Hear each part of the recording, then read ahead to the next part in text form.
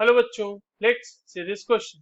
Number of isomers in the following compound. हमारे पास एक organic compound दिया हुआ है जहां पे हमें number of isomer find out करना है।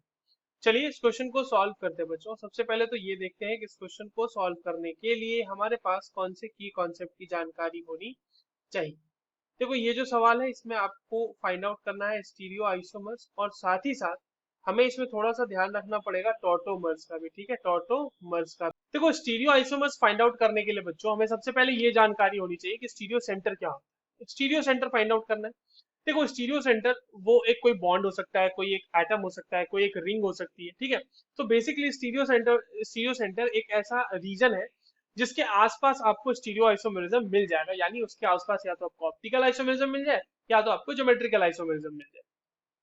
अब हमारे पास जो कंपाउंड है उसको देखते हैं। देखो, यहाँ CH3 है, ये CH डबल बॉन्ड CH, ये लगा हुआ है। फिर यहाँ CH से double bond C, double bond CH, यहाँ पे फिर ये लगा हुआ है CH से और डबल बॉन्ड ये N हो जाएगा, ये OH हो जाएगा। ठीक है, अब देखो इसको जो है ना, इसको थोड़ा इस तरीके से लिखिए कि OH, और यहाँ पर एक तरह लोन पेयर बना देते हैं। क्यों, मैं अभी बताता हूँ।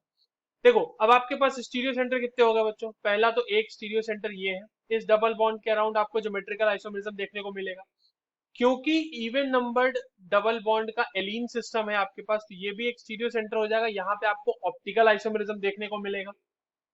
और अब आप देखो नाइट्रोजन, यहाँ पे इसलिए मैंने बताया था कि यहाँ पर आप लोन पेयर का ओरिएंटेशन चेंज करके यहाँ पर भी ज्योमेट्रिकल आइसोमेरिज्म सिन और एंटी बना सकते हैं। तो यहाँ पर एक तीसरा ये स्टीरियो सेंटर हो गया जहां पर आपको ज्योमेट्रिकल आइसोमेरिज्म मिल जाएगा। ठीक है, तो अब हमारे पास तीन स्टीरियो सेंटर्स हो चुके हैं। हमारा जो कंपाउंड है तो वो एसिमेट्रिकल कंपाउंड है। तो अगर एसिमेट्रिकल कंपाउंड है तो नंबर ऑफ स्टीरियो आइसोमर क्या हो जाएगा। Number of stereo isomer will be equal to 2 to the power n, जहां पर n होता है नंबर ऑफ स्टीरियो सेंटर्स। तो ये हो जाएगा 2 to the power 3, that is equal to 8। But कहानी अभी यहीं पे खत्म नहीं हुई है। अब देखो, जो आपका ये नाइट्रोजन वाला साइड है ना, ये मैं बाकी पूरे कंपाउंड को R लिख लेता हूँ यहाँ पे इस तरह से, और इसको इस तरह से ऐसे बनाता हूँ, C डबल बॉन्ड NOH।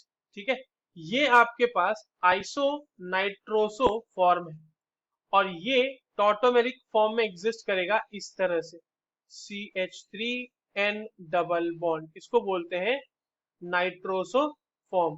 तो अब आप देखो, जितने भी स्टीरियो से आइसोमर बनाए हैं हमने, सिन एंटी चाहे आप जो कर लो, तो सिन एंटी अगर आपने बनाया है तो उन सब के लिए बच्चों हमारे पास एक ना एक आपका जो होगा वो नाइट्रोसो आइसो नाइट्रोसो फॉर्म भी एग्जिस्ट कर रहा होगा, राइट, जहां पे ये सिन और एंटी हमारे पास होंगे।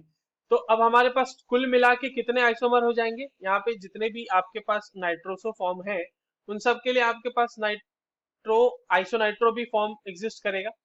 तो दो हो जाएगा कुल मिला के आपके पास। टोटल जो आइसोमर हो जाएगा बच्चों, total isomer will be 8 into 2, that is equals to 16. So total number of isomers for the given compound is 16. I hope you understood this well. All the very best.